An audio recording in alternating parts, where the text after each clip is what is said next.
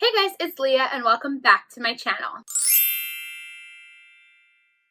So, I hope that you've all had a safe holiday, and also, I can't believe that we are almost at the end of another year. For those of you who've been watching my channel for a while, you know that I love to do my countdown of best and worst films of 2018. So before we get started on this video, if you haven't already, make sure you subscribe down below. And yeah, this is gonna kind of be crazy. So since there's so many films that came out this year, I decided to narrow it down by doing top 10. 10 being the worst, obviously, and number 1 being the best film that I think that there was for 2018. How I narrowed it down to 10 films is I decided that I was just going to do the films that I reviewed for my channel this year. So if you guys haven't caught up on all those reviews, you really should before you watch this video. Let's get started with number 10. Now, coming in at number 10 is Aquaman.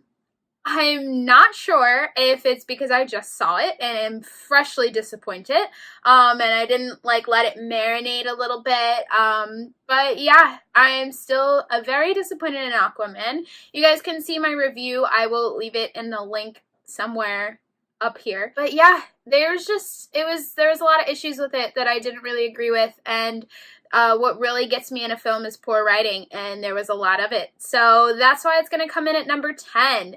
This list is jam-packed, and it gets harder and harder to put these films in order as we get closer to number 1. So you'll see why it's number 10 as we continue with the list. Coming in at number 9 is a film that I almost forgot came out this year, which is not a good sign. And that is, drumroll please, Solo: A Star Wars Story.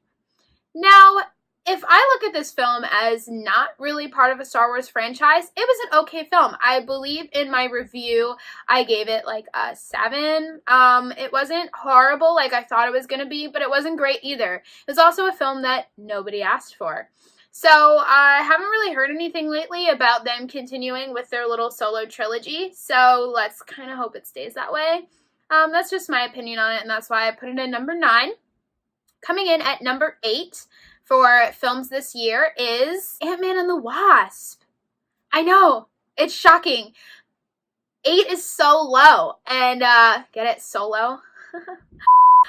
No, but 8 seems so low even for Ant-Man and the Wasp, but you guys will see again there's some really tough contenders.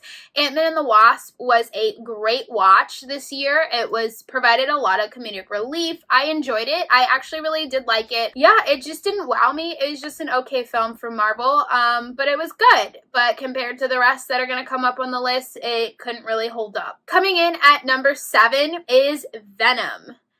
Now, I had a tough time deciding whether I was going to put Ant-Man and the Wasp at 7 or Venom, but I put Venom at number 7 just because I have a lot of hope for this franchise, and I think they're pretty comparable enjoyment-wise. Both were okay films. They weren't horrible, even though Venom did have a lot of some issues in there. But I did enjoy Venom, and I am actually kind of excited for them to embark on a new journey. Ant-Man and the Wasp, this is obviously the second Ant-Man film, so they had a little more time than Venom had to feel it out. So that's why I placed them. They were very close, though. Coming in at number 6 on the list is Deadpool 2. I actually thoroughly enjoyed Deadpool 2, and nothing against it. I know 6 seems kind of low as well as with the rest of these films, but it's so hard to choose, what goes above the other. So again, Deadpool 2 was kind of like Ant-Man and the Wasp. It was a good film.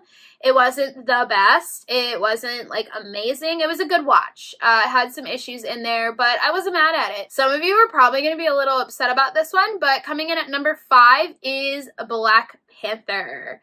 It is very high on the list compared to the ones below it. I actually really enjoyed Black Panther. It's still not my favorite of 2018, but it was a really, really good film. There was a few things that were a little strange that I disliked about it, but I know everybody loves Black Panther. Everybody's raving about it.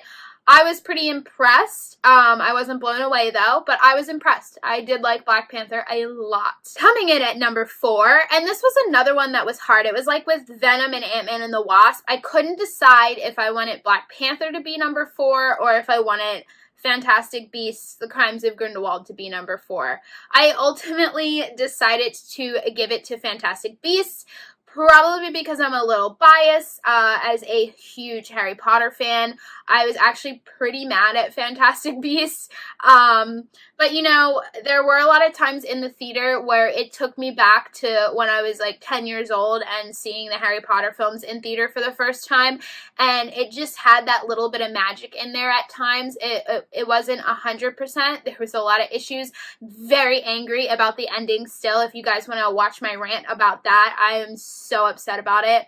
Now the more that I think about it, I don't know if maybe I should put that at number 5 and have, I don't know, I'm just going to leave the list the way that it is because my gut feeling was to put it at number 4, and now I feel like I want to move it. But it was an enjoyable film besides its huge issues that I'm still pretty salty about. But you know, it's the Harry Potter Wizarding World universe. So, and we have 3 more films coming up. So it's kind of like, you know, it is what it is. Coming in at number 3, now we have your top 3, so prepare yourselves. Coming in at number 3, some of you will be a little surprised, is Bohemian Rhapsody. I had a lot of people that gathered from my review of Bohemian Rhapsody that I didn't like it, but a lot of times with my reviews, I'm pretty nitpicky and pretty critical, and I do not think that it was a good biopic for Queen. I really don't think it did Queen justice, but what can do Queen justice? You know what I'm saying? So I actually thought it was an interesting throw in the mix of this lineup that I have this year, and I think that it was an incredible film showcasing some pretty incredible people. So for that, I put that up at number 3 for this year. I definitely think that it lived up to expectations. Will it be memorable? Probably not. Alright guys, now we have the top 2. I bet you can guess what 2 based off of my reviews are up now. So comment down below before you continue if you think you know what I put number 2 and number 1. This was a tough one. I definitely think my top 3 has a wide mix of genres. So coming in at number 2 is Halloween. I absolutely loved it. I was so excited to see that film. It was amazing. I know a lot of people really didn't like it, but I think if you slow down and you think about the origins of the franchise and what they tried to do with it now to make it both new and old at the same time was absolutely incredible. Just like with Bohemian Rhapsody, they put so much work and detail into the little things, into those callbacks, into those classic horror movie tropes that we all know and love. I loved Halloween hands down. It was pretty great for me. I enjoyed it a lot. And that leaves only one left for the number 1 spot. And I think that some of you will already know what I'm going to say. So coming in at number 1 for my favorite film of 2018, it was pretty difficult. It was kind of a tie almost with Halloween, is, drumroll please, Infinity War. Wow. Who would have thought? No, I'm sure you all probably knew. I'm sure Infinity War is on the top of a lot of people's lists this year. Not just because I thought it was a spectacular film, but also because of what went into the film. The 3 films on my top 3, Bohemian Rhapsody, Halloween, and Infinity War, all have something in common in the fact that they put so much work and effort into this film. Infinity War, we've been waiting for it for a decade. We now have a decade of these MCU films, and I just think that that is something that everyone's gonna look back on one day and be like, yeah, I went to that premiere. It was awesome. So memories like that you really can't get back. So that is one of the reasons why it catapulted Infinity War to the top of my list.